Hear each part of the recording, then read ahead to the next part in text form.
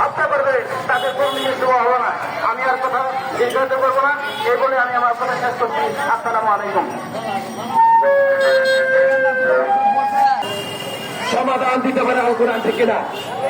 কাজে আমাদের শরীরে তো কোনো ইহুদি নাসারের রক্ত না, মুসলমানের রক্ত, ঠিক কিনা?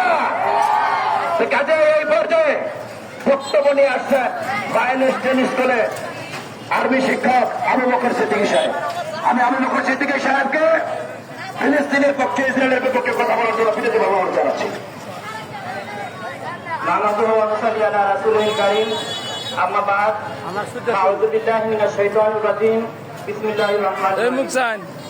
ইয়া আইয়ুহাল্লাযীনা আমানু উদখুলু ফিস-সিলমি কাফা ওয়া লা তাত্তাবি'উ খুতুওয়াতিশ শায়াতিন ইন্নাশ শাইতানা আদুউম মুবিন। উপস্থিত সম্মানিত হাজিরিন, আসসালামু আলাইকুম। আপনারা জানেন তথা আমরা জানি না, গোটা বিশ্ব জানে আজকে যে ফিলিস্তিনে মানুষ হত্যা, শিশু হত্যা, নির্বিচারে হত্যা করছে সেই ইসরায়েলি জঘন্য পাষণ্ড নেতানিয়াহু। আমি